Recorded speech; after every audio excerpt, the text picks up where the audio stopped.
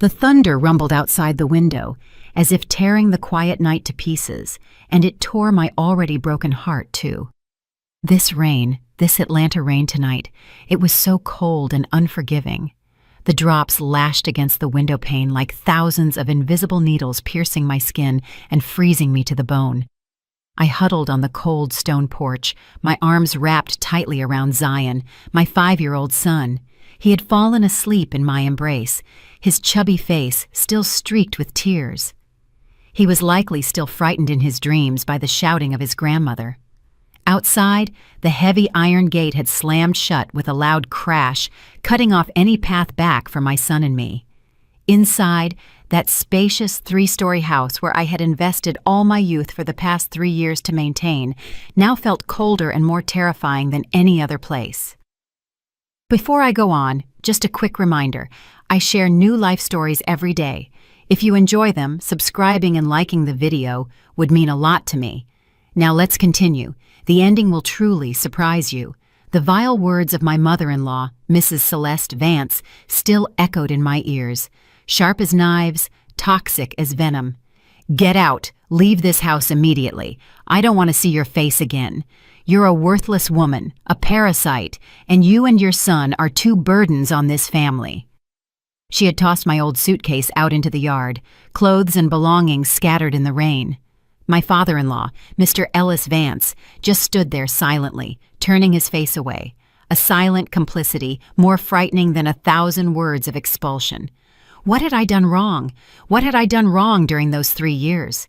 Since the day Sterling, my husband, vanished on a fateful business trip, I had sworn to live for him, to take care of his parents, and to keep this family intact. For 3 long years, I transformed myself from a girl who only knew books into a hard-working woman. I got up before dawn to prepare meals and clean the house. I worked at a nearby fulfillment center. My meager paycheck went entirely to my mother-in-law every single month. I didn't dare keep even 1 cent for myself. I humbly endured every harshness, every piece of criticism from her. She found fault with my cooking, so I tried harder to make her favorite dishes. She called me provincial and unfashionable, so I wore my few old clothes over and over. She mocked me for only giving her 1 grandson and having no more children afterward. All I could do was lower my head, stay silent, and swallow my tears.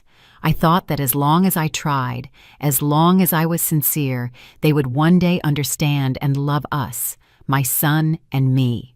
But I was mistaken. I was too naive to believe in humanity in a place where money and selfishness triumphed. The memory of Sterling came rushing back painfully. I remembered how this house used to be a home when he was still here. He was a gentle, warm husband. He always defended me against his mother's complaints.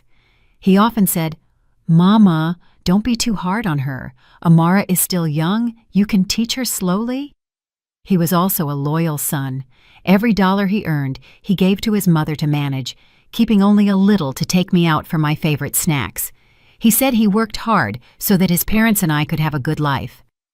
But then came that fateful day. He had to go on a last-minute business trip to Chicago.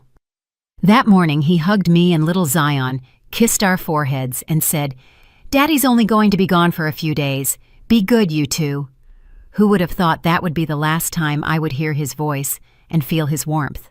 His flight suffered an incident and disappeared without a trace over Lake Michigan. No wreckage, no sign of life. He simply vanished from my life, leaving behind an emptiness that nothing could fill. Since that day, my life turned into hell. My mother-in-law, whom I once respected, suddenly became a different person. She didn't show the slightest spark of compassion for the daughter-in-law who had lost her husband. In her eyes, Zion and I were just 2 thorns, 2 burdens she had to bear. She blamed me for everything. She said I was a jinx who had killed her son. She chastised me as a freeloader, even though I was the one working my back raw to support the family. And tonight, just because little Zion had accidentally broken her beloved porcelain vase, that was the final straw.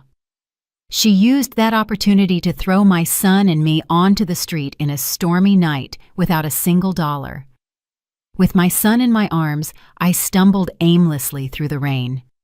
The heavy suitcase I dragged over the wet asphalt sounded so miserable. My tears mixed with the rain, salty and icy cold. Where was I supposed to go now? Back to my parents? My parents were old and frail, living in a poor rural town deep in Mississippi. I couldn't go back and become a burden to them. I kept running like a lost soul. When my feet were sore, I stopped in front of the downtown Atlanta bus terminal. The yellowish neon light of the station illuminated tired faces, failed lives, similar to mine. I found a hidden corner under an awning, squatted down, and covered my son with my thin rain jacket. The boy stirred, snuggling his head against me, looking for warmth. "Mommy, I'm cold." I pulled him closer, trying to warm him with my body. My heart ached as if it were being sliced open. "My child, I'm sorry. I'm sorry I can't give you a complete home." I sat there, amidst the loud and cold bus terminal, feeling utterly desperate. Where would the future lead for my son and me?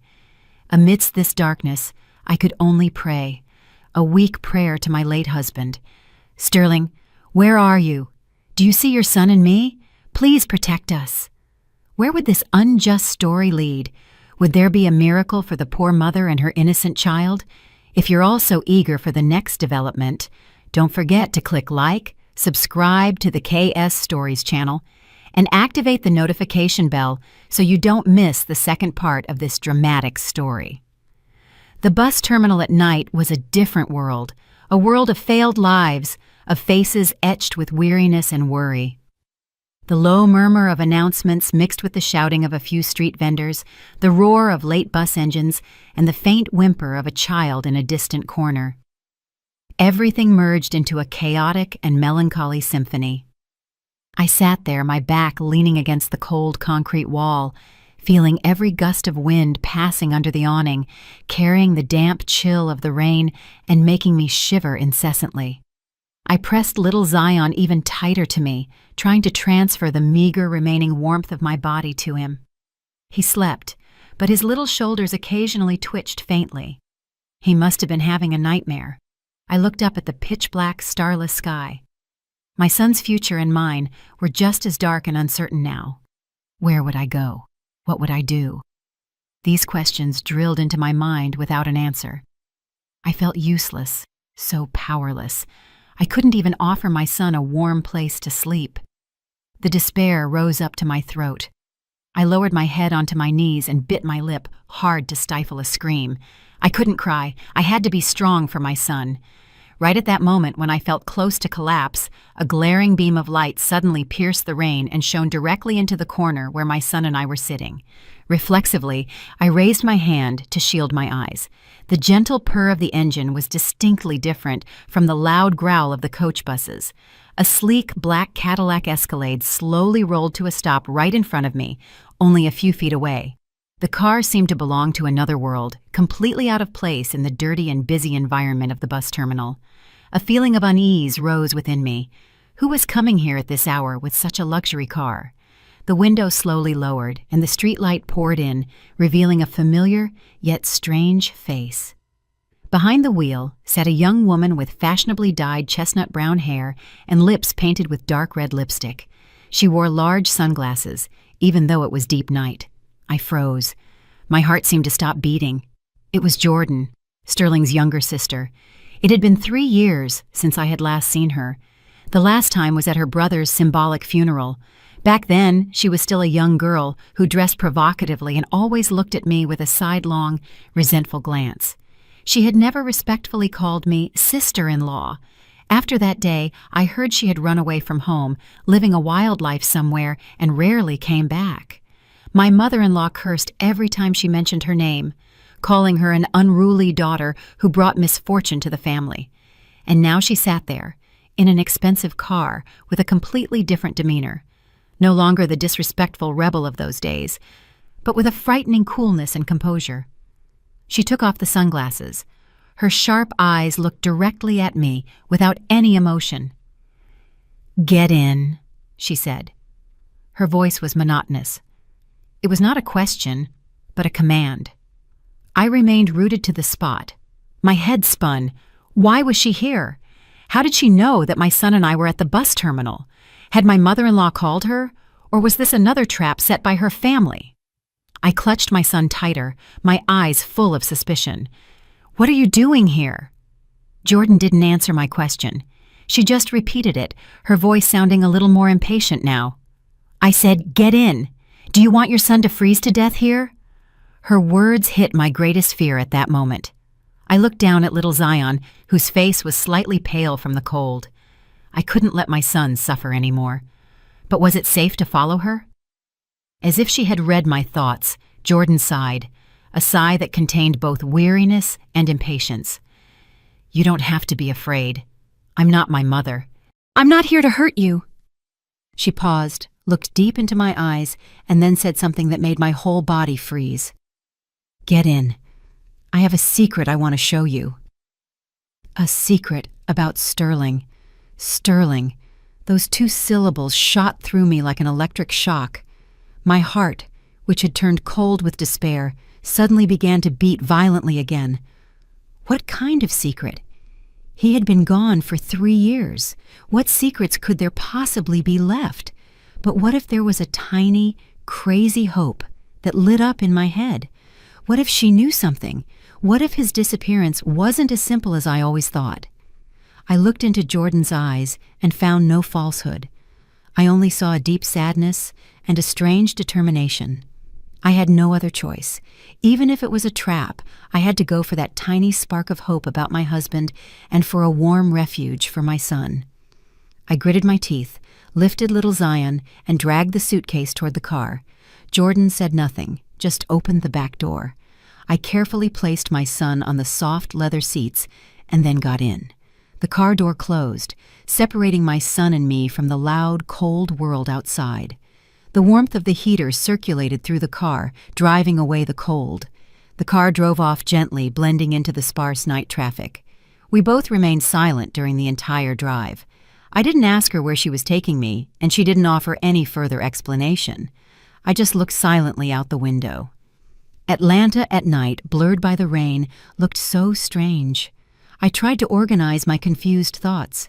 Jordan had changed so much. From an indifferent sister-in-law, she had become a mysterious and powerful woman. Where did she get the money for this car? And what was the secret she spoke of?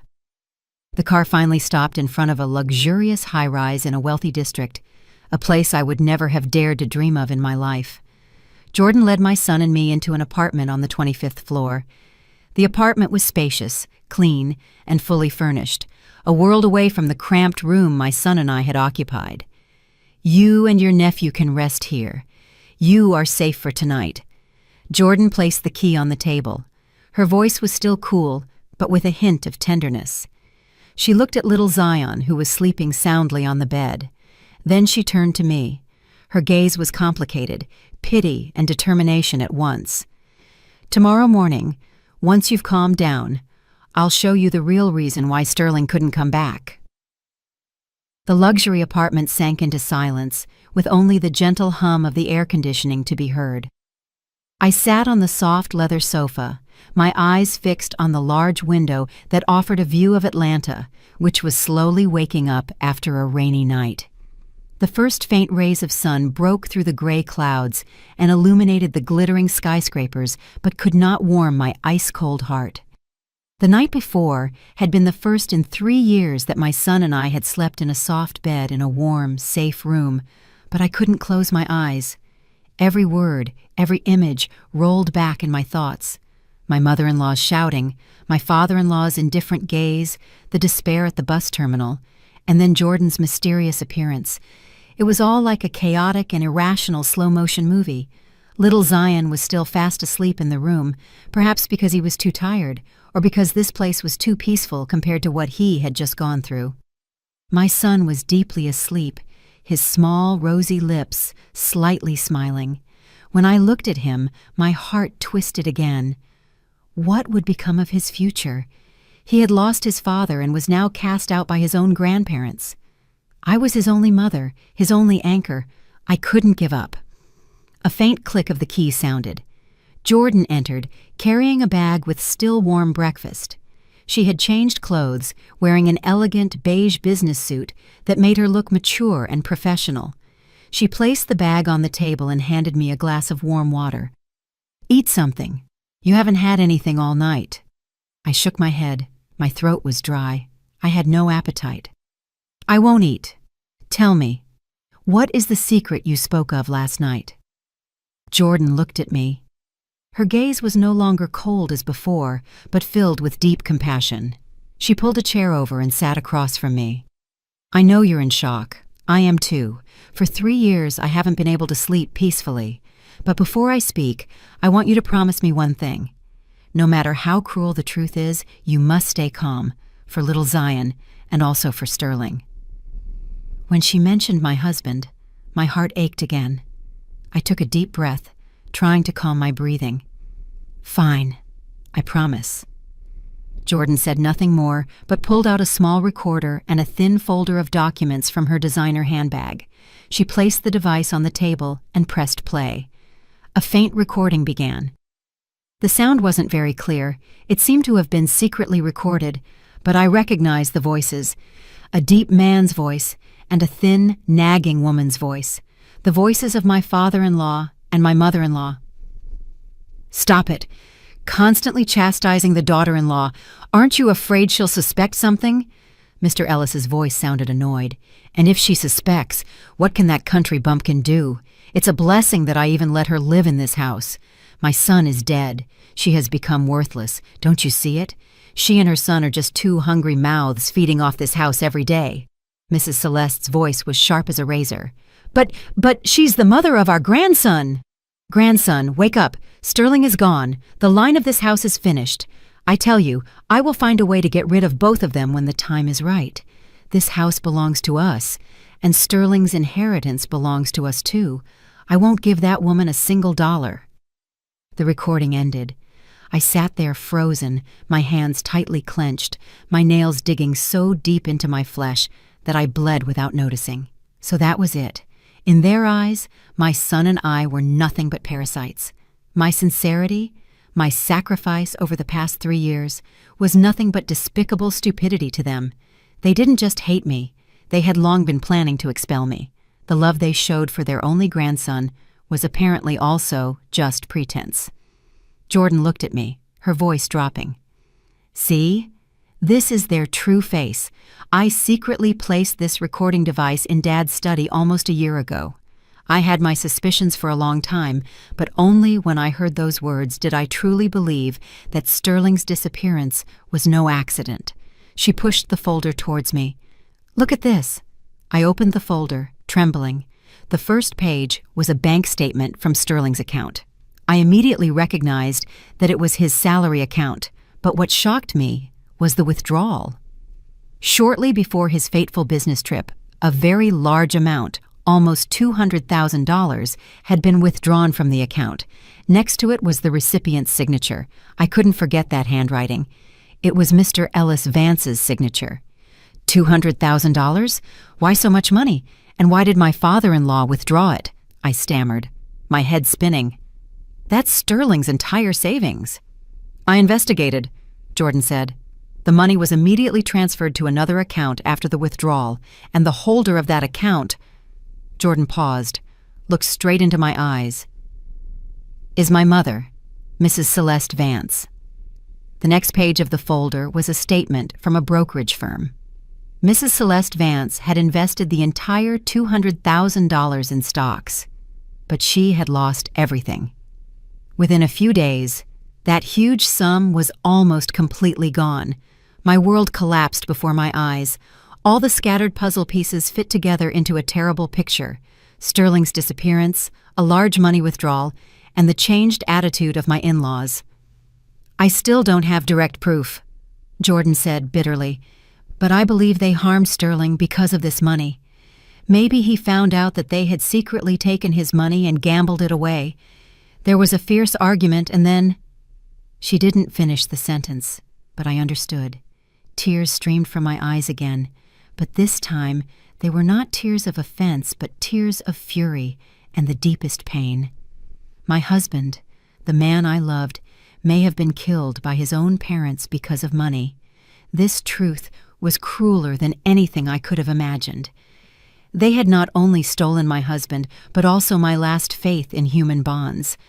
Was there an even more terrible secret waiting for me behind all this? And I, a penniless woman, what should I do to confront these cruel people? The whole room fell into frightening silence. Only my faint sobbing could be heard. Every word from Jordan, every number on the bank statement pierced my already scarred heart like thousands of invisible needles. Sterling, my husband, this gentle, loyal man, could he truly have been hurt by the people he loved and trusted the most? I dared not believe it, didn't want to believe it, but the evidence lay cold and unforgiving before me. I sank my face onto the table. My shoulders convulsed. The feeling of powerlessness, pain, and rage flooded my chest so much that I could barely breathe. For 3 years, I had lived a lie. I had mourned an accident, but it was perhaps a perfectly covered-up murder. Jordan said nothing, just gently placed her hand on my shoulder and patted it softly. Her silent comfort had more power at that moment than any words. She was not just the sister-in-law I had once resented. She was Sterling's only relative, the only one standing on my side in this fight. After a long time, when I gradually calmed down and only softly wept, I lifted my head. My swollen eyes looked at Jordan. Why? Why are you only telling me this now? And why are you helping me? That was the biggest question in my heart. Why was a seemingly indifferent, rebellious girl doing all this in secret? Jordan looked out the window, her gaze distant, as if sinking into a past memory. Her voice lost its sharp coldness and was filled with deep sadness. Because Sterling is the only person in this world who truly loved me. She began to tell a story I had never heard before. It turned out that behind the rebellious exterior was a wounded soul. I wasn't born a son. That was my mother, Mrs. Celeste's, biggest disappointment. My mother always longed for a second son to continue the family legacy and strengthen the family. When I was born a girl, she almost went crazy. My childhood was marked by baseless beatings and criticisms that compared me to Sterling. In her eyes, I was a useless daughter, a failure. Tears began to run down Jordan's cheeks, but she didn't wipe them away. Only Sterling was always by my side, protecting me. Every time Mom hit me, he jumped in to shield me and take the blows for me. He secretly saved his allowance and bought me little gifts that I liked. He was the only one who listened to me, the only one who believed I wasn't a lost cause. She wept. It was the first time I had seen her cry, the tears of an abandoned child craving love. When Sterling disappeared, I didn't believe it. I didn't believe that such a cautious person could so easily have an accident. I started watching my parents' behavior. Instead of grief, I only saw fear, worry, and a strange sense of relief. That's when I knew something was wrong. So that was it. The love for her deceased brother was Jordan's motivation for doing all this. She wasn't an indifferent girl. She only used her rough exterior to hide her vulnerable heart. A feeling of compassion and a little respect flowed through me. So, what have you been doing for the past 3 years? I ran away from home. Jordan wiped away her tears. I couldn't live in a house where I suspected my own parents of murder. I took all kinds of jobs, from serving in a bar to working as a saleswoman. With the money I earned, I hired a private investigator to secretly conduct inquiries. This car, this apartment, it all belongs to a good friend who helped me. He was also a close friend of Sterling's before. Jordan's story stunned me.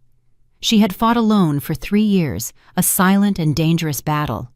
While I merely surrendered to my fate and cried, she, a young woman, had the courage to stand up and seek the truth.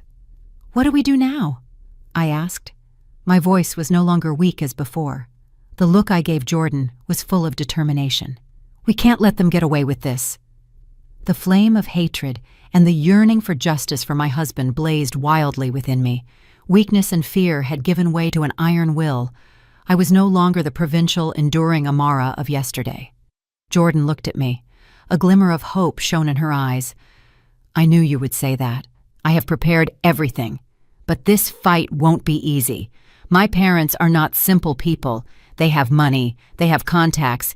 We need more evidence, irrefutable evidence, to expose their crimes.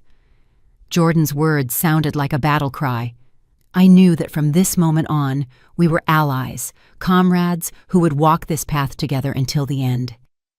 Do you also find Amara and Jordan's story outrageous? The cruelty of money can even taint family ties. It's terrifying, isn't it? If you're also excited about what the two women will do to uncover the true face of the villains, show your support by clicking like for this video right now. Every like is a huge motivation for us to tell this dramatic story completely to the end. Sterling, Jordan continued thoughtfully, he was a very cautious person. I believe that before anything happened, he surely left a clue, something only his closest confidants could find. Her words were like a key opening a forgotten compartment in my memory. I suddenly remembered that about a week before his business trip, he had given me a small, finely carved wooden box. He said it was a memory box for the two of us. He instructed me to hide it well and said something very strange. If I can't return one day, open it. Everything you need to know is inside. Back then, I thought he was just joking and scolded him not to talk like that. I had hidden the box deep in my closet under the old suitcase and had almost forgotten its existence. Could the decisive clue really lie in this old box? And what shocking secret did it hold inside?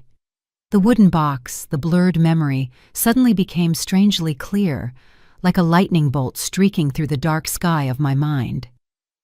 Sterling's words that day, the look in his eyes when he gave me the box, all of it suddenly took on a completely different meaning. It was not a casual joke. It was a final will, a preparation for the worst. My heart began to beat frantically, excited and terrified at once. The box! Yes, there is a wooden box, I cried excitedly. My voice trembled. I quickly told Jordan about the memory box and Sterling's strange hint. When I finished, Jordan's eyes lit up. Where is it? Where is that box, Amara? It's still in that house, I answered quietly. I hid it under the old suitcase in the closet in our bedroom. My answer was like a punch to the face of the hope that had just been ignited. That house, it was the lion's den now. I had been expelled.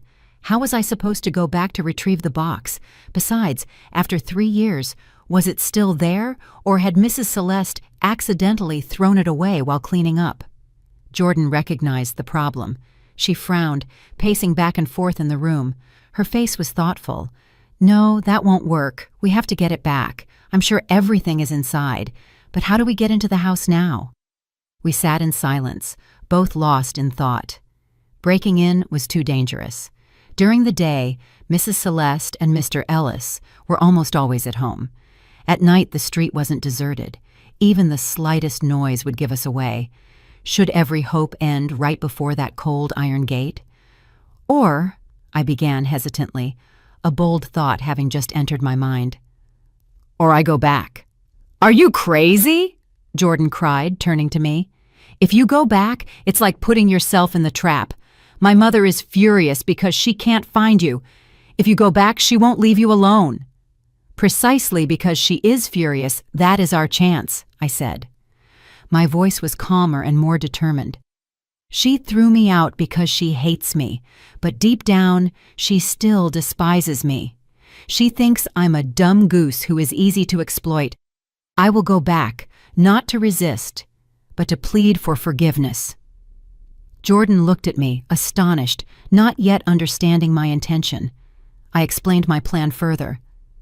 I will play the role of the repentant wife, the poor daughter-in-law who has recognized her mistake. I will cry and beg her to take me back.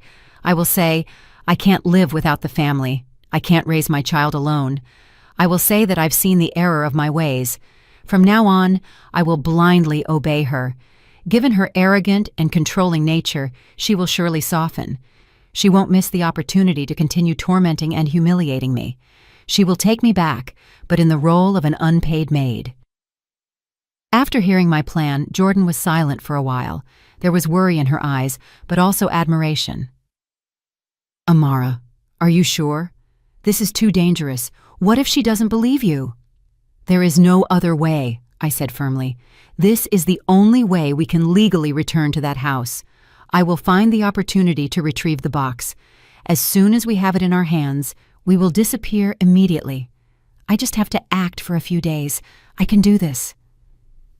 My determination in my eyes seemed to convince Jordan. She nodded, albeit full of worry. "All right. If you've decided, I will support you, but you must promise me to be extremely careful, to always have your cell phone with you, and to have the recording function ready. If anything goes wrong, you must inform me immediately." With that, the plan was decided. The next morning, I put on my oldest, faded clothes. I deliberately didn't comb my hair so that it looked somewhat disheveled. I also used a little makeup to make my face look haggard and more exhausted. I instructed Jordan to take care of little Zion and to tell him that Mommy had to go away for a few days and then would come back. As I looked at my sleeping son, my heart clenched. "My child, wait for me. I'm going to get justice for your father, and then I'll be back." I took a taxi back to the familiar street. As I stood in front of the iron gate of the house that had once belonged to me, my heart was full of conflicting emotions. I took a deep breath, suppressed my hatred and contempt, and put on my saddest and most miserable face. I raised my trembling hand and gently knocked on the gate. "Who is it?" Mrs. Celeste's voice rang out from the house, harsh and annoyed. I didn't answer, but kept knocking. The knocking became fainter and fainter. After a while, the gate opened. Mrs. Celeste froze when she saw me and frowned. "You! What are you doing here?" I said nothing, just sank to my knees, right in front of her, onto the cement ground that was still damp from the night's rain. Then I burst into tears, the tears of regret and pain that I had practiced all night. "Mama, I'm sorry. Mama, please forgive me." Mrs. Celeste was stunned by my action. She probably never expected that the daughter-in-law she had just thrown out would now return to beg her like a lost dog. Her face relaxed. The surprise quickly gave way to a triumphant smile, the smile of a superior looking down at an inferior. "So, you've realized it? I thought you were stubborn. You couldn't survive out there and came back here to cling on, huh?" "Yes, I beg you, Mama.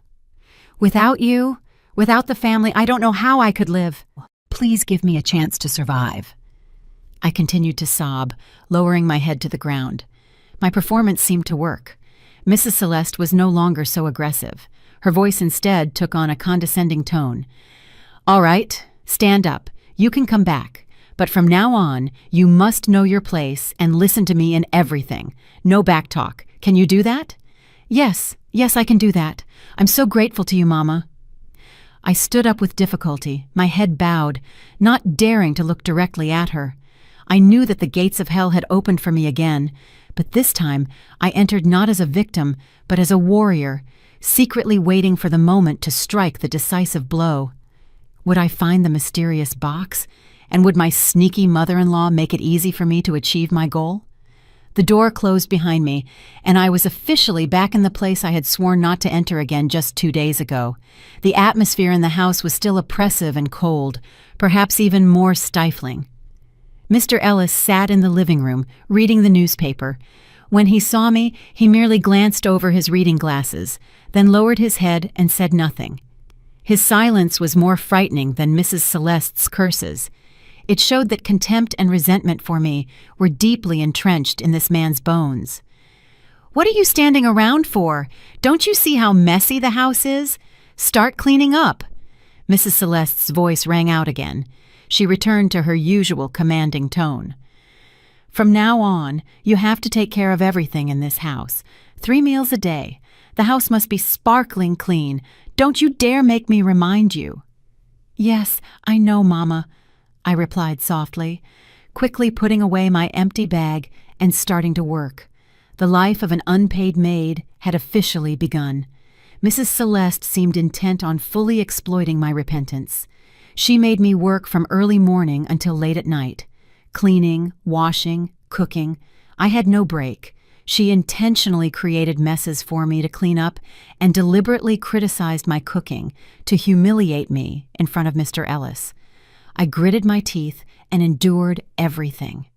Every swear word, every contemptuous look from them was etched into my mind and became my motivation to quickly find the truth. My only goal now was the wooden box, but reaching it was harder than I had imagined. My husband and my bedroom, the only private space I had, was now occupied by Mrs. Celeste. She said her downstairs room was too damp. She wanted to move upstairs where it was fresher. I knew it was just an excuse. She wanted to take over my space, to erase every trace of me from this house. More importantly, she wanted to control me. I was not allowed to enter that room without her permission.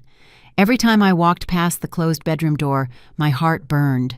The box, the only clue, was in there, only a wall away from me, but unreachable. How was I supposed to get in now? I couldn't act recklessly.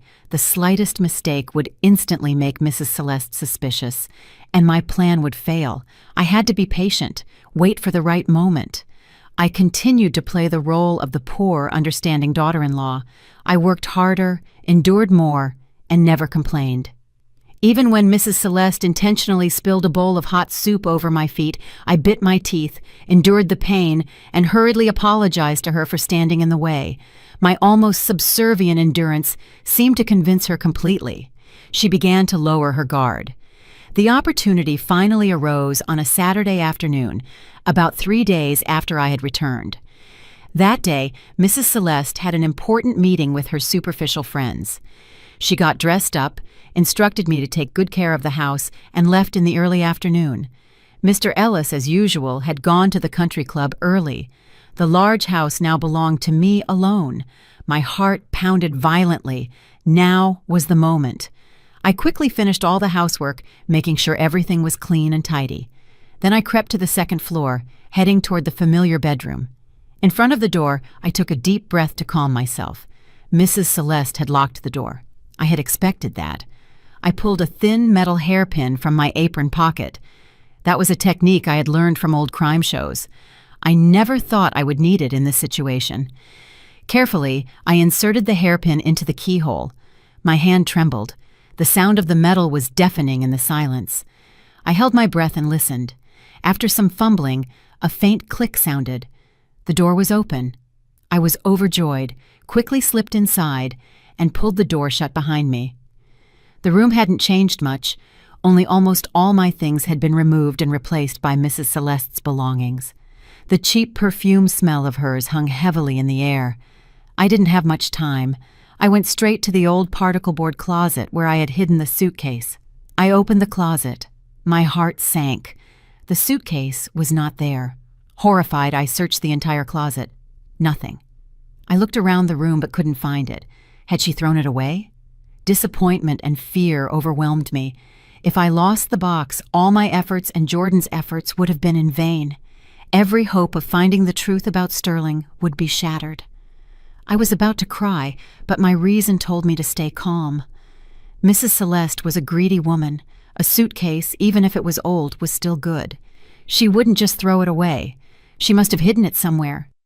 I started searching the entire room, under the bed, behind the curtains, but nothing. Time was running out. The hands of the clock were moving toward 4 p.m. Mrs. Celeste would be back soon. I panicked. Just at that moment, my gaze fell on the top of the closet. There was a small gap between the top of the closet and the ceiling, and there, covered by a thick layer of dust, lay my old suitcase. I felt like a treasure hunter. I quickly pulled a chair over, climbed up, and laboriously pulled the heavy suitcase down. It was heavier than I thought. I laid it on the bed and opened it, trembling. My old clothes were still inside. I rummaged through everything and finally found the finely carved wooden box, wrapped in an old velvet cloth at the bottom. It was still there. With the box in my hand, I felt as if I were holding my husband's whole life. I opened it hastily, but inside there was no notebook, no key. It was empty. Only a yellowed wedding photo of Sterling and me lay inside. I froze. What did that mean? Sterling's instruction, my sacrifice, all just to find an empty box? Just at that moment, I heard the familiar engine sound of Mrs. Celeste's car in front of the gate. She was back, and I was stuck in her locked room with an even bigger secret I had just uncovered. The faint click of the keychain in front of the gate was clearly audible. Every sound was sharp as a stab in my strained nerves. Mrs. Celeste was back. My whole body froze. My mind went blank. I was in her room. The suitcase was open on the bed, and in my hand was the empty wooden box. Everything was an irrefutable mess. Being caught. Those two words flashed in my head, cold and frightening. If she discovered me, everything was over. She would not only throw me out of the house again, but perhaps do something worse. Stay calm. You must stay calm, I told myself, trying to force myself to think. The creaking sound of the iron gate opening, followed by footsteps in the yard. I didn't have much time left. I hastily and messily stuffed the clothes back into the suitcase, placed the empty box inside, and pushed the heavy suitcase back onto the top of the closet with all my might. Sweat broke out. My head was wet. As soon as I finished, I jumped down and quickly put the chair back in its old place. But what about the door? I had picked the lock to get in. How could I lock it again from the inside? Just at that moment, I heard Mrs. Celeste talking to someone in the yard. Probably a neighbor. That gave me a few precious seconds. I rushed to the window and looked out. The height from the second floor wasn't too great, and there was an old corrugated iron roof below. If I jumped down, it would make noise. No, that wouldn't work. I looked around the room desperately, and then my gaze fell on the wedding photo of Sterling and me, the only photo that was in the box. A crazy but unique thought flashed. I took the photo in my trembling hand and turned it over. The backing cardboard had come loose at one corner. I carefully slid my fingernail underneath, and behold, under the thin cardboard was no notebook and no key. It was a tiny micro SD card, a memory card for digital cameras, firmly attached to the back of the photo with a piece of transparent tape. My heart hammered like crazy. This was it, the clue. Sterling hadn't tricked me. He had hidden it where no one would suspect. Right behind our happy smiles in the wedding photo, a place that was safe and full of meaning. Mrs. Celeste's voice was already audible under the stairs. No more time. I quickly ripped off the memory card, put it in my innermost jacket pocket, and put the photo back in the empty box. I had to stage a false crime scene. I ran to the door and kicked the door frame with all my might. The old wooden door burst open with a loud bang. The lock broke off. Immediately afterward, I let out a frightened scream. "Thieves! Thieves, Mama!" I stormed out of the room, ran down the stairs, looking panicked, my hair disheveled. Mrs. Celeste, who was just coming up the stairs, froze when she saw me. "What? What are you saying? The room? Mama's room! There are thieves!" I gasped, pointing upstairs. I heard a noise, ran up, and the door was broken open. The thief just fled through the window. "Mama, please!" When Mrs. Celeste heard the two words "Mama's room," her face changed color. She no longer paid attention to me, but stormed up the stairs. She was afraid for her money and the valuables she had hidden there. I stood at the foot of the stairs, my heart pounding like a drum, but I sighed with relief. The plan was successful for now. Mrs. Celeste stormed into the room, saw the chaos, and rushed to the bedside table, where she knocked everything over. When she saw that her jewelry box and the bundle of cash she had hidden under a pile of clothes were still there, she sighed in relief. Those were probably the most valuable things to her. She turned around, saw the broken door, and then looked at me with suspicious eyes. "Did you see him? What did he steal?" "No, it was too dark. I couldn't recognize him. He ran away quickly," I stammered, maintaining my frightened expression. "I don't know if anything is missing either, Mama. I saw that he also rummaged through the old suitcase on the closet." When she heard suitcase, Mrs. Celeste flinched but quickly calmed down. "What could he have stolen from your old suitcase?" she mumbled, beginning her usual monologue. "This house is truly cursed. As soon as I'm gone, someone breaks in. With this kind of security, how is one supposed to live? This is all your fault, you jinx." I just lowered my head silently and let her curse. In my heart at that moment, there was only excitement. The memory card. What secret did it hold? Would it be the key to solving everything? The story is getting more exciting and complicated, isn't it? Amara was very clever to escape this life-threatening situation. But would the memory card truly be the way out, or would it reveal an even more terrible secret? If you are as excited as I am, don't hesitate to share this video with your friends and relatives to watch and discuss together. Who knows, maybe your friends are also looking for a captivating story to entertain themselves after a busy day at work. I couldn't sleep that night. I didn't dare stay in that house for another second. I lied to Mrs. Celeste that I was too scared and wanted to stay at a friend's house for a few days to calm down. She was too busy dealing with the broken door and her fear of loss to stop me. I quickly left with only one goal in mind: to find a place where I could read the contents of the memory card. I took the last bus and traveled to an old student apartment complex where Jordan was already waiting for me. It was a small, simple room, one of the secret bases she had prepared. Jordan was already waiting there with a laptop. "Are you okay? I was worried," she asked hurriedly when she saw my exhausted appearance. "I'm okay. I made it," I said, trembling, pulling the memory card out of my jacket pocket. "But it's not a notebook or keys, it's this." Jordan took the memory card in her hand. Her eyes were full of surprise and tension. She inserted the card into the laptop. The screen lit up, and only a single folder with the name The Truth appeared. My heart seemed to stop. Jordan's hand trembled as she opened the folder with the mouse. Inside were numerous video files named sequentially, and the first file was recorded exactly 3 days before Sterling's disappearance. Would the terrible truth soon come to light, and did it have to do with my in-laws, or was there another power behind it? The small room suddenly became strangely oppressive. The faint light of the laptop illuminated both our faces, which were taut like a stretched wire. Jordan's index finger trembled, hovering over the mouse, as if she didn't yet dare to face the truth that was about to be revealed. I took a deep breath, trying to calm my racing heartbeat in my chest. "Open it," I said hoarsely.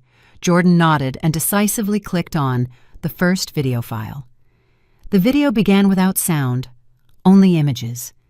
It was a hidden recording from a high angle, probably concealed somewhere in Sterling's study at home. I immediately recognized the familiar room, the wooden table, the bookshelf, and the pothos plant I always watered. Sterling sat across from a strange man.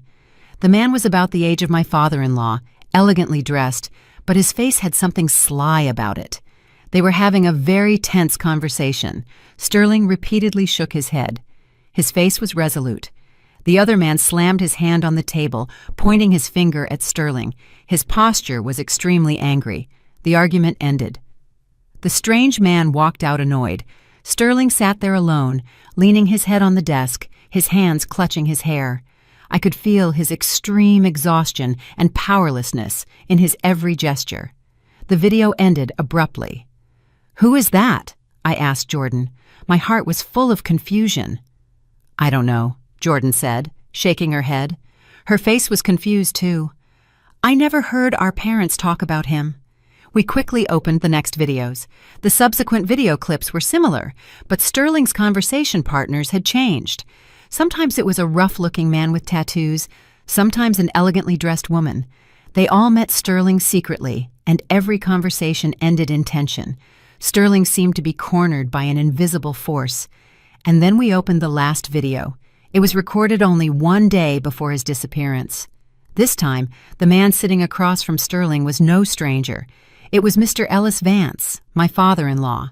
In the video, Mr. Ellis laid a thick folder of documents and a plane ticket on the table. He said something and pushed them toward Sterling. Sterling didn't look at the documents. He just stared at his father. His gaze was full of pain and disappointment. Then he slowly stood up, knocked over his chair, and shouted something that we couldn't hear. His face was red. His hands were clenched into fists. It was the first time I had seen him so angry. Mr. Ellis also jumped up.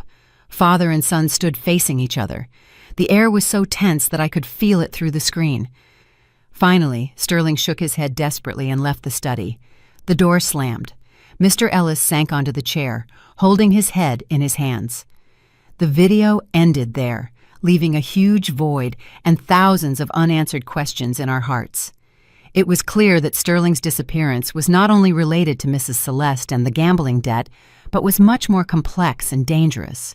My father-in-law, the weak, silent man I thought was harmless, was a crucial link in this entire conspiracy. What had he given Sterling? Where did the plane ticket lead? Why were they arguing so fiercely? "Amara, look here." Jordan's voice trembled. She pointed to a small detail on the screen that I had overlooked. During the argument, part of the document folder that Mr. Ellis had handed over was lifted by the wind. The camera had managed to record a few faint lines. Jordan zoomed the image in as much as possible. Although it was very difficult to read, we could make out 2 words: Land Conveyance Contract, Alpharetta, Alpharetta. That name hit me like lightning. I remembered that shortly before his disappearance, Sterling had told me about a large project his company was pursuing, an eco-housing development project in Alpharetta. He had poured his heart into it, staying up many nights to finalize the plan. He said that if this project was successful, it would be a major breakthrough in his career. But then he suddenly said that the project had been canceled due to some legal problems. He was very sad and disappointed then, but I didn't ask further. Could it be? Jordan and I looked at each other, the same thought in our heads.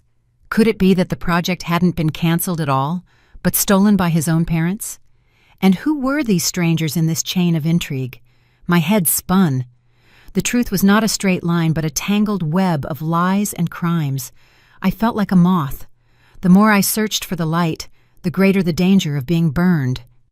"We must find the first strange man," Jordan said, her voice full of determination. "He's the only one who can tell us the whole truth about the Alpharetta project." But how were we supposed to find him? We only had a faint video clip. No sound, no further information. Our investigation hit another dead end. While Jordan and I felt helpless, a thought suddenly flashed through my mind. "Jordan, look at the last video again. When Sterling knocked over the chair, did you notice if there was anything unusual on his desk?" Jordan rewound the video and we both stared at the screen, and then we saw it.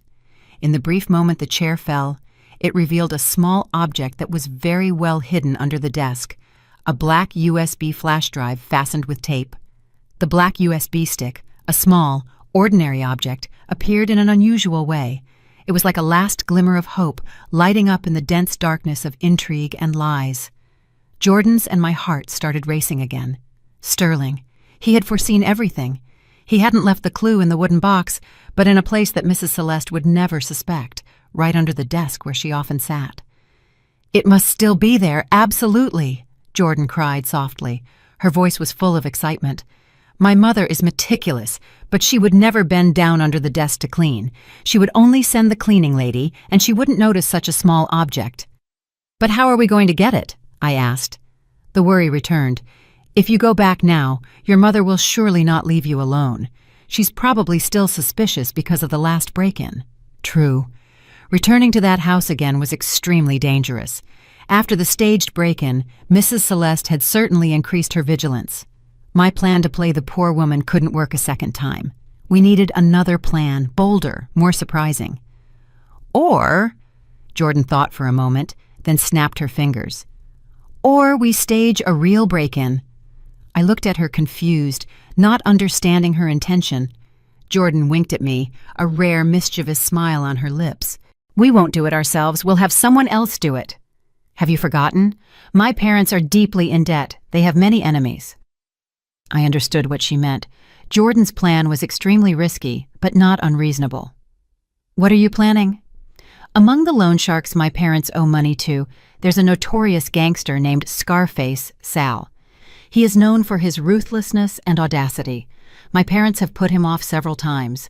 I will try to feed him a hint that my parents have just sold some property and are hiding a large amount of cash at home. With his greed, he won't miss this opportunity. He will send people to break into the house and collect debts, and in the chaos, we will have our chance." This plan made me shudder.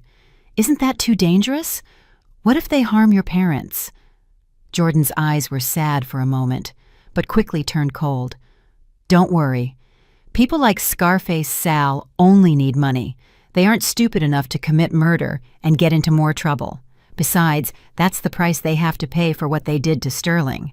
They cornered us, so they shouldn't blame us for resorting to drastic measures. Jordan's determination convinced me. I knew that to take on old foxes, we sometimes had to be crueler than them. In the following days, we began to act. Jordan used her contacts in the underworld to feed information to Scarface Sal. Just as she had said, Scarface Sal's crew began to observe my in-laws' house only one day later. Everything was going according to plan. My task was to prepare for our own break-in. I couldn't go alone. I needed someone who could distract and provide backup. And the person I thought of was Sterling's close friend who had been helping Jordan all this time. His name was Elias Monroe, a talented engineer who was also very quick and brave. After hearing Jordan's entire story, Elias immediately agreed to help. He said he owed Sterling a lifelong debt. Finally, the decisive night came. It was a night without a moon or stars. The whole street was plunged into darkness and silence. According to Jordan's information, Scarface Sal would strike that night. Around 1 a.m., a small, unmarked van quietly stopped at the end of the alley. Two masked men in black clothing jumped out, quickly climbed over the fence, and disappeared into Mrs. Celeste Vance's yard. "They're inside," Elias whispered through the small walkie-talkie we had prepared. He was sitting in a car on the opposite side of the street, observing every movement. "We are ready," I replied. My heart was pounding wildly. Jordan and I hid in a small alley behind the house, directly under the study window. Only a few minutes later, we heard the loud sound of breaking glass from the front, followed by Mrs. Celeste's panicked screaming, "Thieves! Robbers, help me!" The plan had begun. Elias immediately called the local police and reported a robbery. At the same time, Jordan called Mrs. Celeste's landline with another cell phone. Mrs. Celeste, who was panicking, answered the phone, hoping someone was calling to help. "Hello, help me." "Shut your mouth, old woman." Jordan's voice, which was modified by a voice changer software, sounded threatening. "I'm from Scarface Sal. Your husband owes us money. We came today to get our money back. If you scream again, I'll let you meet your son." When Mrs. Celeste heard the two words "your son," she fell silent. She stammered fearfully, "How much do you want?" "All the cash and all the valuables in the house. Cooperate or it will be bad." Jordan growled and hung up. Jordan's distraction maneuver was successful, drawing all the attention of Mrs. Celeste and the robbers to the front. Meanwhile, on the back of the house, I quickly climbed onto the second-floor balcony with a small rope ladder that Elias had prepared. I slipped through the study window, which I had cautiously left slightly ajar. The room was pitch dark, but I knew my way around. I didn't turn on the light, but only used the faint light of my mini flashlight and quickly went to the desk. I knelt down, reached my hand under the desk, and my heart stopped. He was still there. The small, cold USB stick lay in my palm. I was close to tears of joy, but this was not the moment. I had to get out of here immediately. But just as I prepared to climb out, a faint click sounded from the door. Someone was opening the door to the room.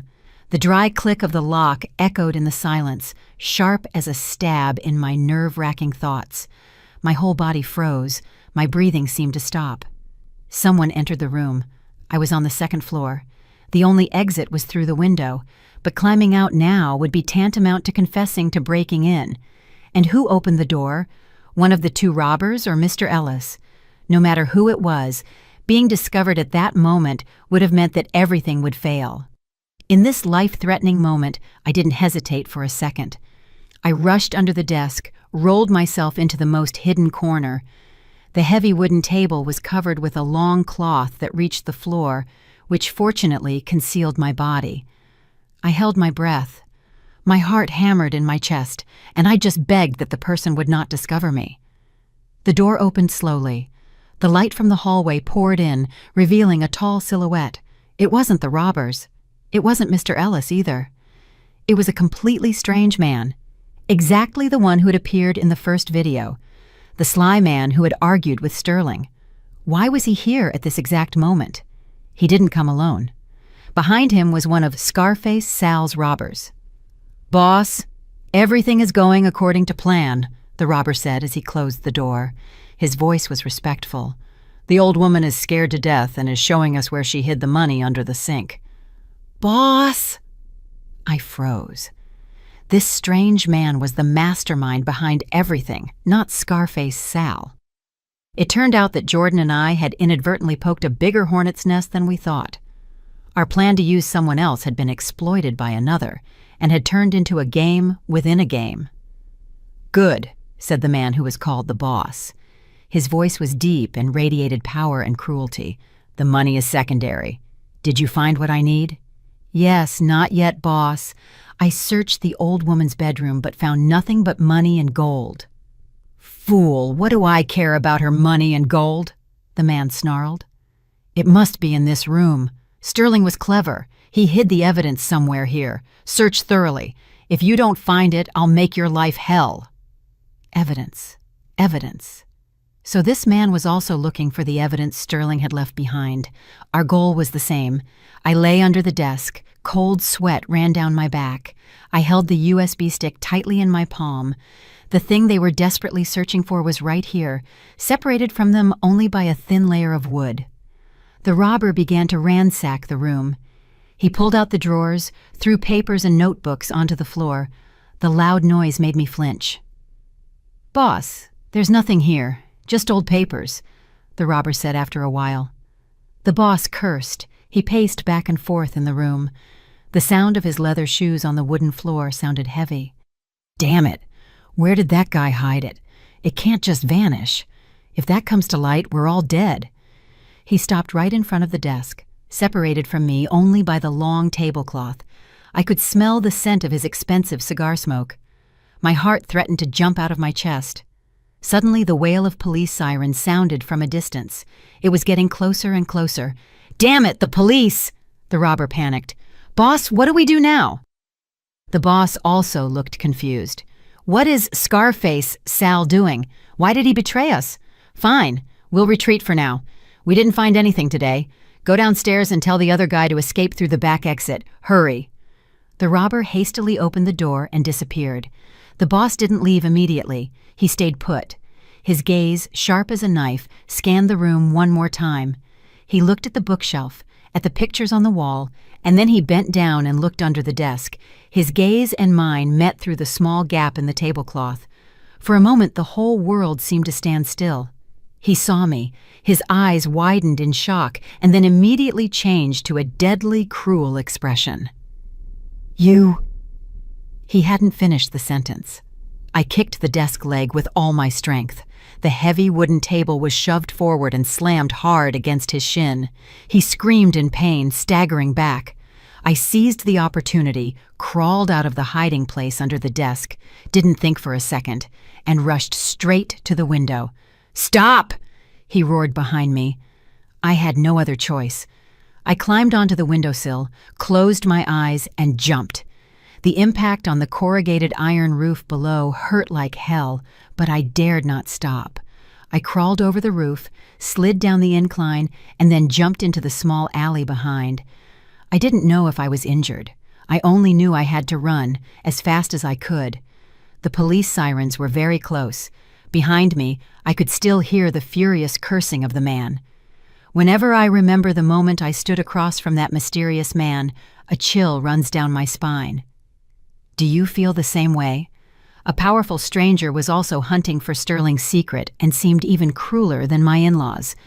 Everything is becoming very dangerous. If you also have a bad feeling and want to cheer Amara on this arduous journey, please subscribe to the KAS Stories channel. Your subscription is free, but it is an invaluable support that lets us know you are still there, accompanying our heroine. I ran like a madwoman, not daring to look back. My whole body ached, but fear drowned everything out. I ran to our meeting point where Jordan and Elias were waiting in the car. "Amara, are you all right?" Jordan was horrified when she saw me. Drive fast!" I gasped, clutching the USB stick tightly. The car sped through the night, leaving behind the chaotic house and a partially revealed secret. Who was this man? Why did he know about the evidence Sterling had left behind? And did he have something to do with my husband's disappearance? The USB stick in my hand was now not only hope, but also deadly evidence. The car sped through the night, taking us away from the turbulent street. I sat in the back seat, leaning against the backrest, trying to calm my gasping breath. My whole body was still trembling, not from cold, but from shock and extreme fear. The image of the foreign man's cruel eyes haunted me, cold and deadly. "Amara, are you okay? Are you hurt?" Elias asked anxiously through the rear-view mirror as he drove. I shook my head, my voice hoarse. "No, just a few scrapes." I pushed up my sleeve. A long scratch was bleeding slightly from the friction with the corrugated iron roof, but the physical pain was nothing compared to the panic in my soul. "Who are they? Who was that man?" "We were tricked," said Jordan, sitting in the passenger seat. Her face was extremely tense. "Our plan was exploited by someone else. This man is much more dangerous than my parents." We returned to Jordan's safe apartment. As soon as we were inside, Elias immediately checked the security system. Jordan got the first aid kit to carefully disinfect and bandage my wounds. When I saw her concern and kindness, a warm feeling flowed through me. Amidst the misfortune, I was not alone. "Tell us what happened in there," Jordan asked after making sure I was all right. I took a deep breath and told the entire story. From the moment I broke into the study, discovered the empty box and the memory card, to the moment of confrontation with the strange man and my last-minute escape. When I told them how the man ordered the robber to look for evidence, both Elias's and Jordan's faces changed color. "So this man is also looking for it," Elias said, holding the USB stick I had given him in his hand. His eyes were full of thought. "That proves that the content in here is extremely important. Maybe it's the key to the lives of many people." Without hesitation, he plugged the USB stick into the laptop. This time, we were not excited or eager, but tense and anxious. We knew that what we were about to see could be a terrible secret. The USB stick didn't contain many files, only a single audio file and an encrypted text file. Elias opened the audio file first. Again, a dialogue sounded, but this time the sound was much clearer, probably recorded with a professional device. I immediately recognized the voices of 3 people, Sterling, Mr. Ellis, and the strange man. "Sterling, don't be so stubborn," Mr. Ellis said pleadingly, mixed with fear. "Give the original plans and all the documents back to Uncle Victor. You can't win against him." "Uncle Victor? Who is that?" I asked Jordan, but she shook her head too. "I won't give them up," Sterling's voice said sharply and full of indignation. "Dad, this is not just a project, it's my life's work. Why are you betraying me? Why are you selling it to someone like him?" "What do you know?" The voice of the man named Victor rang out, condescending and arrogant. "Business means you have to use dirty tricks. You are talented, but you are too naive. This project will become a golden goose in my hands. In your hands, it's just a pile of worthless papers. Listen to your father, take this money, and disappear with your wife and son. Consider it a way to save your life." "I don't need your money. I will report you. And Dad, too. Fraud, embezzlement, money laundering, all the things you have done," Sterling shouted. A long silence followed. Then Victor's voice sounded icy cold and terrifying. "Do you think you have a chance? Don't you know who I am? Fine, if you want to die, I will grant you that wish. Ellis, I'm giving you 1 week to handle your son. If not, we will make your whole family's life hell." The recording ended there, leaving a deadly silence in the room. My whole body trembled. So it was clear. The strange man named Victor was the mastermind. He had teamed up with my own father-in-law to steal Sterling's beloved project. And when Sterling refused, he ordered my father-in-law to handle his own son. Sterling's disappearance was no longer speculation. It was a planned murder. Tears rolled down my cheeks again, but this time they were tears of extreme hatred. Elias gently patted my shoulder to comfort me. "Amara, don't cry. We have to be strong. Sterling sacrificed his life to protect this evidence. We must not disappoint him. He turned to the computer screen. Now we have to see what the other file contains. The text file was very complexly encrypted. Elias, with his professional hacking skills, needed almost an hour to break through the firewall.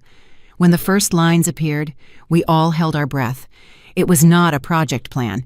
It was a testament that Sterling had written with all his clarity and pain. To Amara, my beloved wife, if you read these lines, I am probably no longer among the living. The letter began with loving words. He apologized for not being able to protect me and give me a fulfilling life. Then he told the whole truth. The Alpharetta housing development project, his child, was not just an ordinary real estate project. It was a green project that used the most advanced renewable energy technologies. A project that could change the face of the entire region. But precisely because of this enormous potential, Victor Thorne, a notorious real estate mogul in the criminal underworld, had set his sights on it. Victor had used his contacts and dirty methods to put pressure on and force my father-in-law's firm to sell the project at a bargain price. And my father-in-law, out of fear of Victor's power and greed for the short-term profit, had agreed to betray his own son's life's work. Sterling had found out. He had tried to prevent it and collected evidence about Victor's illegal activities, from money laundering and tax evasion to threats and seizing land from local landowners. He hadn't expected that his father, whom he had always respected, could become so cruel because of money. Sterling's handwriting expressed deep pain. He has chosen to stand on the side of evil. He gave me a plane ticket and a large amount of money, demanding that I leave the country and forget everything. But I can't do that. I can't close my eyes to the crime. I can't leave you alone. I have decided to stay and fight until the end.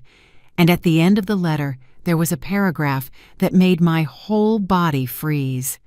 Amara, if something happens to me, trust no one in my family, not even Jordan. Not even Jordan.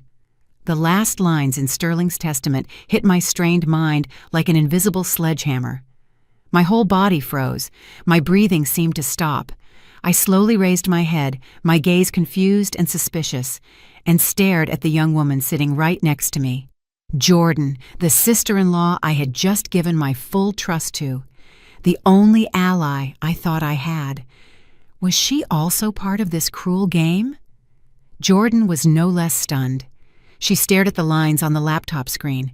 Her beautiful face was chalk white. Not a drop of blood was left on it. "No, he can't be serious," she stammered. Her voice trembled. "Sterling, why did he write that? What did I do wrong?" Elias, sitting next to her, was also frozen. The entire room again fell into a stifling silence, but this time the silence was not the silence of unity, but the silence of distrust, of the invisible wall that had just been erected between us. I looked at Jordan, trying to find a sign of falsehood in her eyes, but all I saw was panic, hurt, and extreme pain. She was also shocked, couldn't believe that her brother, whom she loved so much, could distrust her. "I don't know anything. I swear it, Amara." Jordan broke down, weeping. Tears of anger ran down her cheeks. "For 3 years, I searched for the truth alone. I hate my parents. I hate Victor. I just want justice for my brother. Why didn't he trust me?" The pain in her voice was too real. It didn't sound like acting, but Sterling's last words, the words of a man facing death, couldn't be a joke either. There must be a reason, a problem that Jordan herself was unaware of.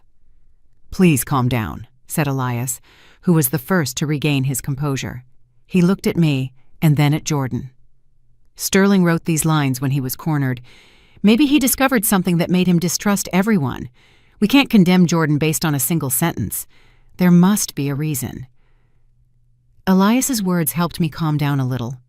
Right, I couldn't panic. The most important thing now was to find the reason for Sterling's warning. "Jordan, try to remember." I tried to keep my voice steady. "Did anything happen between you and Sterling shortly before he disappeared? Or did you unintentionally pass on information to your parents?" Jordan sobbed, trying to rummage through her memories. No, nothing. Everything between him and me was normal. He even gave me a large amount of money and told me to go on vacation for a while and distract myself, not to stay home. He said something unpleasant would soon happen at home. I thought he was just being overcautious. She paused, her eyes widening as if something occurred to her. Oh yes, one thing happened. About 2 weeks before he left, I lost my cell phone. You lost your cell phone? Elias and I asked simultaneously. Yes, Jordan nodded. Her face was full of regret. I was at a bar with friends that day and drank a little too much. The next morning when I woke up, my phone was gone. I searched everywhere but couldn't find it. I just thought I had been careless or it had been stolen. I immediately got a new SIM card. A lost cell phone. This detail seemed small, but in this situation, it could be the most important link. The phone wasn't lost, Elias said. His voice became sharp. It was stolen, and the thieves were your parents.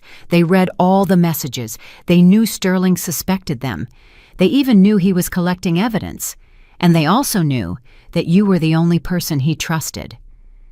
And that's why, I continued, my throat constricted. That's why Sterling thought you had betrayed him and passed the secret on to your parents. The warning wasn't because he hated her, but because he was so hurt when he thought that even his sister, whom he trusted the most, was on the side of the enemies. When Jordan heard that, she collapsed with her face on the table, sobbing.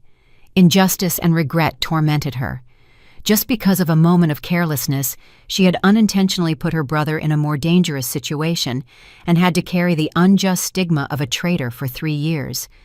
I put my hand on her shoulder to comfort her. It's not your fault. You are also a victim.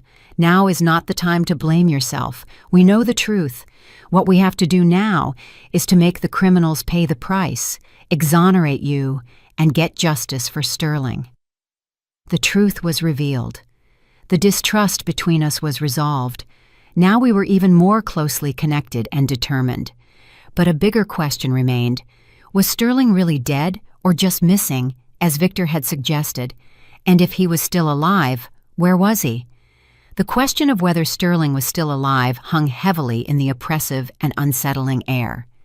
Deep down, I always held a tiny spark of hope, a persistent belief that he was still somewhere in this world, waiting for us to find him. But reason told me that given the cruelty of Victor and the complicity of his own parents, the chance of his survival was almost zero. We can't just guess here, Elias said, breaking the stifling silence. He pointed to the laptop screen, where the audio file of the conversation between Sterling and Victor was still open. The key is here. Victor said, I'm giving you 1 week to handle him.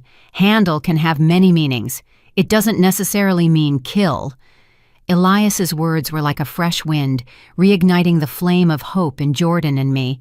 Right, handle could mean to hold him, to threaten him, to force him to silence. But if he's still alive, where have my parents been hiding him for the past 3 years? Jordan asked skeptically. They alone weren't capable of doing something that big. They weren't capable. But Victor could have been, I said. An ice-cold guess formed in my head. Victor is the mastermind. Maybe my father-in-law didn't dare to kill his own son. He handed Sterling over to Victor, and Victor is probably holding him captive. This guess was terrible, but very logical. It explained why there was no trace of Sterling, why a powerful man like Victor personally had to come looking for the evidence. He was not only afraid that his business secrets would be revealed, but also afraid that his crime of kidnapping and illegal detention would come to light. If that's true, we have to find the place where Victor is holding Sterling captive, Elias said. His face was very serious. But he's an old fox. His movements are very secretive. It's not easy to find his secret base. Our investigation hit another dead end. We had evidence of economic crimes, but not a single clue about where Sterling might be held. Time passed, and with each day, the hope of finding him diminished. Just at the moment when we felt the most desperate, Jordan received a call. The number belonged to a private clinic in Asheville, North Carolina. Her facial expression changed from surprise to shock. "Hello, what? My mother had an accident?" She quickly switched to speakerphone. On the other end was the voice of a nurse. "Yes, is this the family of Mrs. Celeste Vance? The patient had a traffic accident, quite serious injuries, and is currently being treated in our clinic as an emergency. We asked the family to come immediately to take care of the formalities." Elias and I looked at each other, stunned. Mrs. Celeste had an accident? Why in Asheville, North Carolina? What was she doing there? A gut feeling told me, this is no coincidence. "We'll come right away," Jordan answered hurriedly and hung up. She turned to me. Her gaze was complicated. "Amara, I have to go. Despite everything, she is my mother." I understood her dilemma. No matter how much she hated her mother, she was still the woman who had given birth to her. "All right, go. But be very careful. I don't think something is right here. Why Asheville, North Carolina?" "I find it strange too." Jordan nodded. "But I can't not go. Elias, please stay here with Amara. I'll let you know immediately if there's anything new." With that, she quickly got dressed and left. As I watched her hurried back, a bad feeling rose within me. I felt that Jordan was walking into a trap that had already been set. My dear viewers, do you also have the same bad feeling as Amara? Is Mrs. Celeste's accident a coincidence or another malicious move in this game full of intrigue? Who do you think is behind everything? Try to guess and leave your comment directly under the video. I am very curious about your guesses, and who knows, maybe one of them is the answer to our story. After Jordan left, only Elias and I remained in the room. The worry about Jordan and the dead end in the search for Sterling made the atmosphere very oppressive. Elias tried to comfort me, but he was confused himself. "Amara, think again," Elias said, trying to find a new direction. "Did Sterling leave you anything else besides this USB stick? A gift, a souvenir, a casual word?" I tried to rack my memory. Other than the wooden box, he didn't give me anything special. Wait. About a month before his disappearance, it was my birthday. He gave me a rather strange gift. No flowers, no jewelry, but a small cactus. "A cactus?" Elias frowned. "Was it anything special?" "I don't know either," I admitted. "It was just a normal cactus, the kind with long spines and red flowers. He said the cactus symbolized strength and perseverance. He wished that I would always be so steadfast, no matter what difficulties I went through. I took it with me when I left the house. It's now on Jordan's windowsill in this apartment." My words seemed to catch Elias's attention. He hurried to the balcony where I had placed the plant. He looked at it for a while and then suddenly cried, "Amara, come here!" I quickly ran over. Elias pointed to a cactus spine near the base of the plant. The spine looked normal, but when I looked closely, I noticed that it was different from the others. It wasn't as sharp, and its color was slightly darker. Elias used a small pair of tweezers to carefully remove the spine, and then we couldn't believe our eyes. It wasn't a spine. It was a tiny piece of metal that was perfectly disguised, and when Elias carefully opened it, inside was a GPS tracking chip. The GPS chip, a small, almost invisible electronic device, was so cleverly hidden in the spine of a cactus. Elias and I were stunned, standing frozen for several seconds. My head spun. I tried to connect the events. Sterling was Sterling again. He had planned everything in advance. The seemingly simple birthday gift was, in fact, a lifeline, a secret path he had left for himself. "My God, Sterling, he's really too smart," Elias exclaimed, his voice full of admiration mixed with surprise. "He foresaw that he would be kidnapped. He hid this chip in the hope that you would find it one day." "But why a cactus? Why didn't he tell me directly?" I asked, my heart full of questions. "Because he couldn't," Elias explained. His face was very serious. At that time, Sterling knew he was being monitored. Every call, every message could be intercepted. He couldn't say it directly because it would have put you in danger too.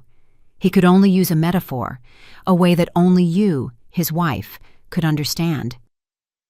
The cactus symbolizes strength and perseverance, and perhaps also a place that is dry and remote. Elias's explanation was like a ray of light shining into the last dark corners. I understood. I understood Sterling's heart. He didn't just want me to be strong. He wanted me to look for him, to save him. "We have to activate it immediately," I said eagerly. "We have to find out where he is." Elias didn't hesitate. He quickly connected the chip to the laptop. With a few professional maneuvers, a digital map appeared on the screen, and a small red dot began to flash, slowly appearing on the map. We both held our breath, staring at the screen. The red dot was not in Atlanta, nor in Alpharetta. It was located in a remote coastal region in North Carolina, near Asheville. Asheville, North Carolina. My heart clenched. Mrs. Celeste's accident, the call from the clinic in Asheville, all of it was no coincidence. It was a trap to lure Jordan there, to separate her from me while they moved Sterling somewhere else. Jordan is in danger!" I screamed. Fear flooded me. Elias also realized the seriousness of the situation. He quickly called Jordan, but her phone was unreachable. "Damn it!" Elias slammed his fist on the table. "They struck. We have to go there immediately." "But just the two of us isn't enough," I said, panicking. "The place is surely heavily guarded." "What should we do then? Call the police? But we don't have direct evidence." "We don't need that," Elias said. His gaze suddenly sharpened, completely different from his usual student look. He took out his cell phone and dialed a strange number. "Hello, is this Uncle Ben? This is Elias. It's an emergency." "Sterling is being held in Asheville, North Carolina. I'm sending you the coordinates immediately. Jordan is also in danger there. I need your help. This time we have to give everything." There was silence on the other end of the phone for a few seconds. Then a deep voice sounded. "Gather at the old meeting place in 30 minutes. Bring everything." The call ended. I looked at Elias, confused. "Uncle Ben? Equipment? Elias, who are you really?" Elias looked at me and sighed. "Amara, there are things I can't tell you yet. Sterling and I are not just friends. We are brothers in another family. Uncle Ben is the leader. You just need to know that today, even if we have to turn all of Asheville upside down, we will bring Sterling and Jordan back safely." The secret in Elias's words made me even more confused, but his determined and trustworthy eyes calmed me down. I knew I was no longer a lonely woman. Behind me stood an entire force I had never known existed.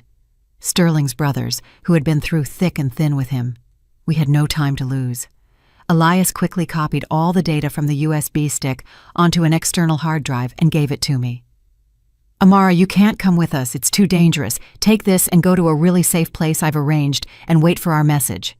"No," I said resolutely.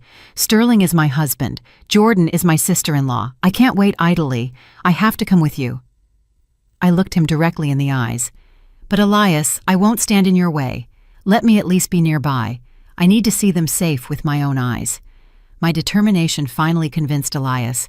He nodded. "All right, but you must promise to follow my instructions absolutely." We stormed out of the apartment, speeding into the Atlanta night. A breathless rescue mission was about to begin. Elias's car sped down the highway toward Asheville, North Carolina. The night sky was pitch black and heavy, as if a storm was about to break. The location where Sterling and Jordan were being held was an abandoned mansion on a cliff overlooking the lake, completely isolated from the residential area. When we arrived, almost a dozen men in black suits with cold faces were already waiting. "Where's Uncle Ben?" Elias asked. The man who looked like the leader shook his head. "Uncle Ben said he had something more important to do. We'll just stick to the plan." The plan was quickly drawn up. They split into two assault teams. One team attacked directly to distract. The other, led by Elias, sneaked along the cliff wall at the back to infiltrate. I was instructed to stay in the car and watch through the screen connected to a drone camera. The attack began. Dry shots with silencers echoed through the night. The camera screen trembled. I held my breath, following every step of Elias's team. They moved professionally and coordinatedly like in an action movie. They quickly neutralized the outer circle and entered the mansion. But just as Elias's team was breaking down the front door, a loud explosion sounded from the basement. The whole mansion shook. "T, they're going to blow everything up!" Elias yelled over the radio. "Everyone in! Find them immediately!" My heart threatened to jump out of my chest. I couldn't stand idly by any longer. I opened the car door and ran toward the smoking mansion. I had to find them. Inside, there was chaos. Furniture was scattered. Victor's henchmen lay motionless on the floor. I ran through the rooms, desperately calling the names of my husband and my sister-in-law. "Sterling! Jordan!" And then, at the end of the corridor, I saw a slightly ajar basement door. Without hesitation, I rushed down the basement stairs. The stairs were dark and damp. When I reached the bottom, a terrible sight met me. Jordan was tied to a pillar, her mouth gagged. Not far away, an emaciated, bearded man lay on an old iron bed. Victor stood there, a pistol pointed at the man's head. Next to him stood Mr. Ellis and Mrs. Celeste. "Everyone freeze!" Victor shouted as he saw Elias's team and me rush in. "Take one more step, and your beloved son is dead." Although the man on the bed had changed a lot, I recognized his eyes, his gaze. It was Sterling. He was still alive. "Mom, Dad, why are you here?" Jordan stammered after the gag was removed from her mouth. "You foolish child," Mrs. Celeste hissed. "The accident was just a setup to lure you here, all to get your beloved sister-in-law to hand over the evidence." It turned out that everything had been a trap from the beginning, a trap aimed at all three of us. The damp, oppressive basement suddenly became a deadly stage. The only yellowish light of a ceiling lamp cast distorted, ominous shadows on the wall. The pungent smell of gunpowder mixed with the scent of mold and fear. I stood there, confronted by Victor's black gun muzzle, and behind him stood all the people who had plunged my life into a tragedy. Mr. Ellis, Mrs. Celeste, and the man I had longed for lay there, weak and fragile like a candle in the wind. "You are very clever," Victor smirked, the smile of a man who thought he had secured victory. "You made it this far, but the road ends here. Hand over the USB stick and all copies, then I will let your husband and you die gently." "Let him go!" Elias roared behind me. He and his brothers had taken up positions, their weapons loaded, but no one dared to make a reckless move as long as Sterling was held hostage. The situation was tense as a tightly stretched wire. Every small movement could trigger a massacre. "Amara, don't do it. Don't give him anything." Sterling's weak voice rang out. Although he had been held captive for 3 years, even though his body was weakened, his gaze at me was still resolute. "The evidence must come to light." "You are still so bombastic." Victor pressed the gun muzzle harder against Sterling's temple, making him flinch in pain. "I'll count to 3. If you don't throw the USB stick over, he gets a bullet first. 1. My whole body trembled. I looked at Elias, pleading for help. He shook his head slightly, signaling me to stay calm. 2. "Stop!" I screamed. My voice was broken. "All right, I'll give it to you. Don't hurt him." Trembling, I took the external hard drive out of my pocket and slowly placed it on the floor. "Here it is. Let him go." Victor laughed wildly, a cruel laugh. "Do you think I'm stupid?" "Kick it over here." I did what he said, lightly pushing the hard drive with my foot across the cement floor toward him. One of Victor's henchmen hurriedly bent down and picked it up. He plugged it into a prepared laptop. "Boss, this is it. All the data is here." "Good, very good," Victor nodded. His face was triumphant. He looked at me, his eyes full of mockery. "Love is really something stupid. For a dying man, you are ready to throw everything away. Now, as a reward for your obedience, I will let you die together." He raised the pistol and aimed directly at me. I closed my eyes. Only the image of little Zion appeared in my mind. "My child, I'm sorry." A deafening shot rang out, but not from Victor's weapon. I flinched, feeling no pain. I slowly opened my eyes. The pistol in Victor's hand had fallen to the floor. His arm was bleeding. He stared stunned at the basement stairs where the shot had come from. Everyone turned around. There, out of the darkness, stood a middle-aged man, composed, but his eyes were sharp as a knife. In his hand, he held a handgun that was still smoking. "Uncle Ben!" Elias cried in astonishment. The man referred to as Uncle Ben said nothing, just slowly descended the stairs. Behind him, dozens of heavily armed police officers stormed in and quickly overwhelmed all of Victor's henchmen. "Victor, the show is over," Uncle Ben said. His voice was deep and full of authority. Victor looked at Uncle Ben. His face was chalk white. Who are you?" "Just an old friend of yours," Uncle Ben smiled faintly. "Someone who has been watching you for 20 years and waited for this day to collect an old debt." Mr. Ellis and Mrs. Celeste turned pale when they saw that the situation had changed. They hastily knelt down, weeping and pleading. "Spare us. We were forced. This is all Victor's fault. We have nothing to do with it." But it was too late. The police came and put handcuffs on them. Mrs. Celeste didn't stop screaming and cursing me as the jinx who had ruined their entire family. Mr. Ellis only lowered his head and silently accepted his fate. In the chaos, I quickly ran to Sterling. He had passed out from exhaustion. Elias and the others also quickly freed Jordan. Our reunion took place amidst tears and the wailing police sirens. A few days later, when everything had calmed down, Uncle Ben told me the whole truth.